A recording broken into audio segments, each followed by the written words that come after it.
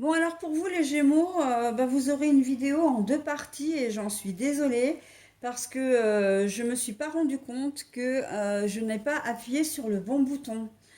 Voilà, donc bon, en même temps, je me suis pas arrêtée en plein milieu de la vidéo puisque j'allais passer à une nouvelle étape. Donc voilà, c'est pas forcément très comment dire euh, très grave. Mais voilà, je suis désolée, hein, de main gauche, je sais pas, ou bigleuse aussi peut-être, hein, mais j'ai pas appuyé sur le bon bouton. Alors, donc, j'ai clarifié les trois cartes donc je vous ai parlé précédemment, hein, sur la première partie de la vidéo. Et là, pour vous dire en fait que vous allez suivre votre intuition. Alors, la lune, pour le coup, là, oui, vous allez vous suivre votre intuition parce que vous savez autour de vous qu'il y a une personne, alors homme ou femme, hein, moi j'aurais tendance à dire que c'est une femme puisque la carte est à l'envers, mais peu importe. C'est une personne qui n'est pas claire avec vous, qui est malveillante, hein, et on la voit très clairement avec la carte du serpent. De nouveau, hein, vous avez quand même le renard et deux fois le serpent dans votre jeu, donc méfiat hein, au mois de mars. Mais vous allez surtout, comment dire, réfléchir énormément à la relation, à votre relation, en tout cas au contact que vous avez avec elle, parce que et vous allez vous rendre compte en fait qu'elle ne va pas vous manquer, hein. Elle ne va pas vous manquer justement parce que vous allez vous rendre compte, et, enfin vous savez que cette, comment dire, que cette personne est malveillante. Et donc vous allez couper tout contact avec elle. Alors les contacts, l'engagement, là on est sur de l'engagement quand même, hein, avec la carte gourmande là du petit berlingot sur l'anneau. Hein, pour former une bague. Donc c'est tout ce qui est entente, contrat, voilà. Euh, la carte est à l'envers. Donc là, on voit que très clairement, vous êtes lucide, hein. Vous êtes lucide. Et c'est pour ça que ça vous apporte, comment dire, ça vous apporte pas de tristesse parce que vous savez que vous devez vous délester, encore une fois, de cette personne. D'accord. Sur la sournoiserie, hein, encore une fois, la malveillance, etc.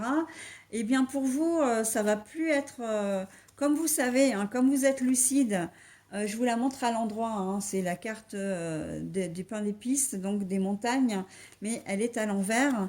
Donc là, on voit très clairement que vous allez, vraiment, le fait que vous coupiez avec elle, ça va vraiment être la solution. D'accord. Et d'ailleurs, vous n'aurez plus du tout de contact.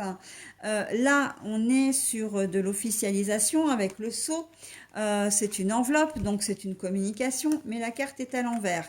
Il n'y aura plus de communication avec cette personne et de contact quel qu'il soit. Que ce soit une personne au travail, une amie, une camarade, ça peut être un membre de votre famille aussi, hein. Ça peut être quelqu'un qui partage votre vie. Voilà, marié, pas marié, paxé, pas paxé, vivant ensemble ou pas, peu importe, hein.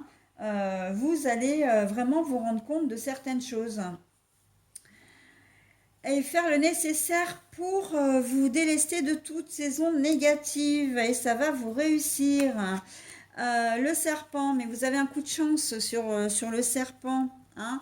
Et ce coup de chance, en fait, on vous dit, bah ouais, mais en fait, il ne faut pas rester avec cette personne ou au contact de cette personne. Et là, j'ai envie de dire, on a la carte du vélo, hein, de l'homme qui file à vélo. La carte est à l'envers, donc on ne donne plus de nouvelles, mais comme on a le moyen de transport, j'ai presque envie de dire courage, fuyons. Hein, et là, je me retrouve un petit peu embêtée de vous dire ça, mais vous pouvez être en présence d'une personne toxique, d'une personne manipulatrice, d'un pervers narcissique ou d'une perverse narcissique. Et ça peut être n'importe qui dans votre entourage, professionnel, amical, relationnel.